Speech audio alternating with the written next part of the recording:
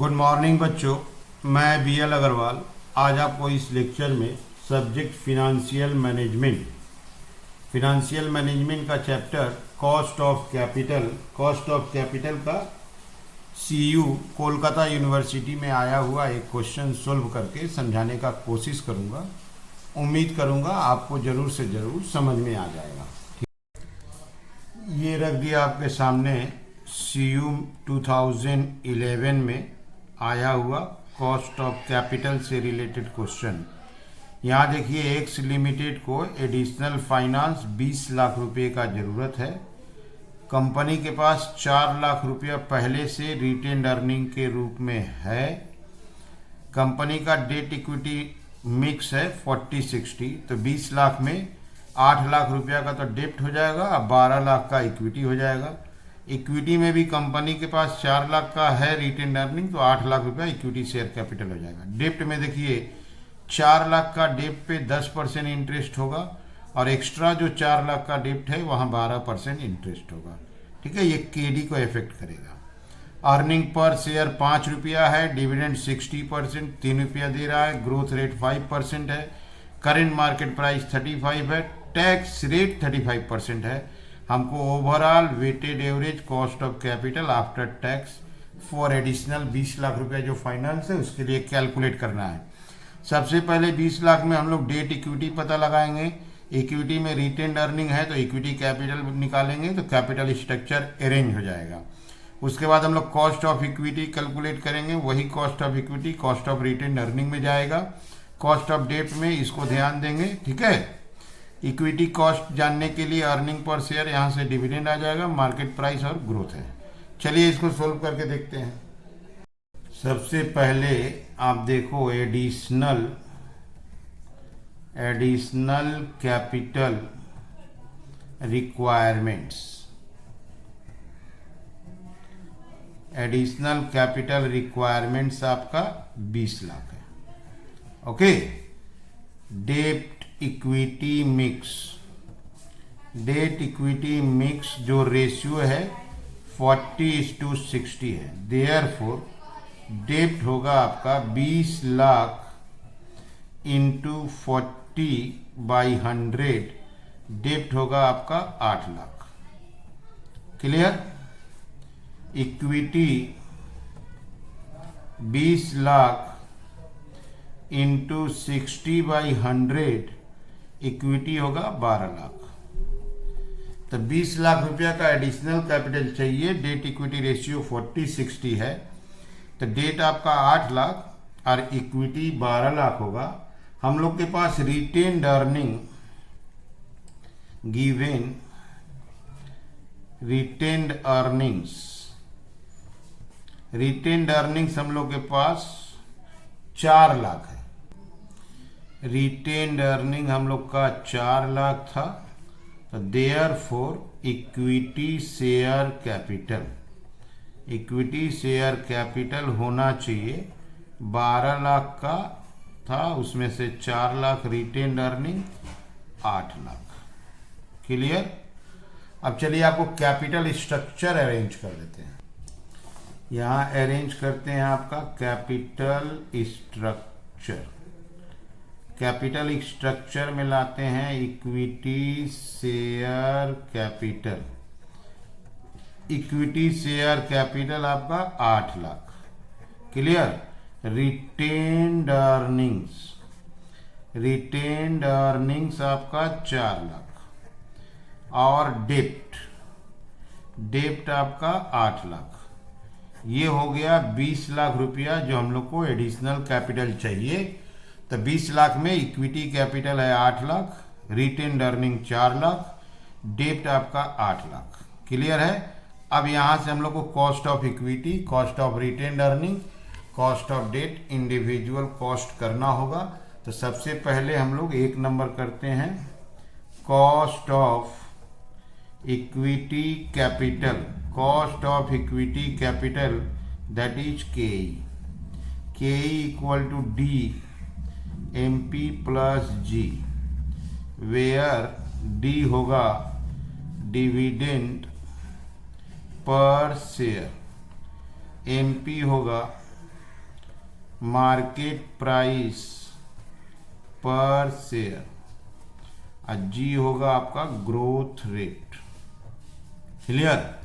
अब इसको आप क्वेश्चन से देखो, अर्निंग पर शेयर 5 रुपया था और डिविडेंड पे आउट 60% है, ग्रोथ 5% है, मार्केट प्राइस 35 है।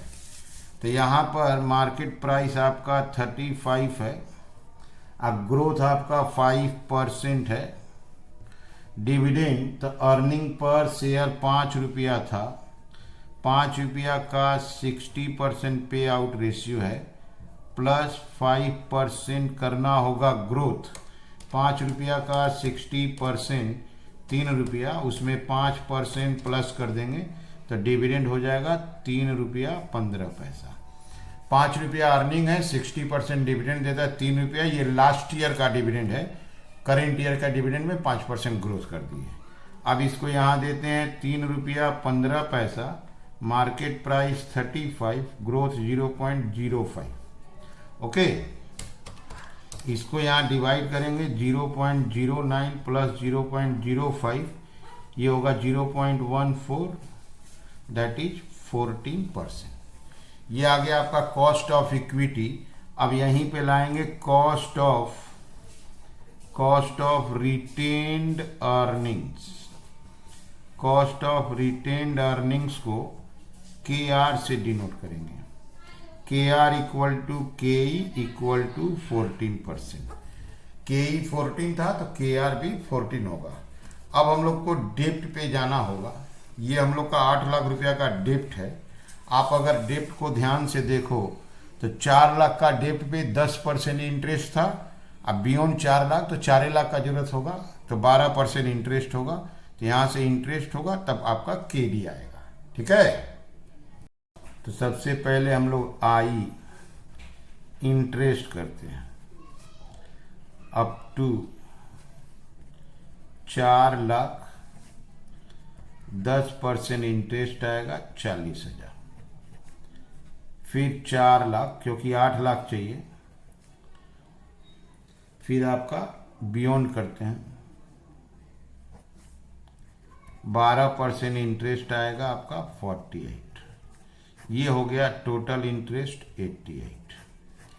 नेट प्रोसीड्स ऑफ लोन, ठीक है, इसको हम लोग एनपी बोलेंगे। ये आपका 8 लाख। अब यहां से कॉस्ट ऑफ डेप्ट, इसको केडी दिखाएंगे। KD equal to I 1 minus T, T बराबर टैक्स आपका 35% है, 0.35। I divided by net proceed. I आपका 88,000 है, 1 माइनस 0.35 और लोन आपका 8 लाख।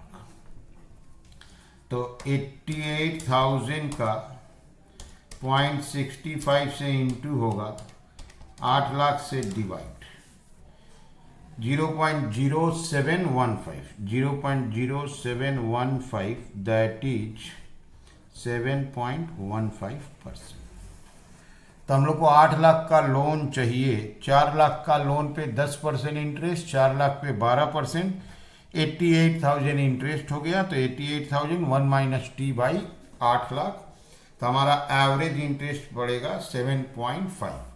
तो हम लोग का के ई आ गया था, के ई आया था आपका 14%, के आर भी 14% और के डी आ गया 7.15%। अब हम लोग weighted average cost of capital calculate कर लेंगे। कैपिटल स्ट्रक्चर हम लोग के पास है ही है, इक्विटी 8, रिटेन अर्निंग 4, डेट 8। ठीक है, चलिए weighted average cost of capital की तरफ चलते हैं।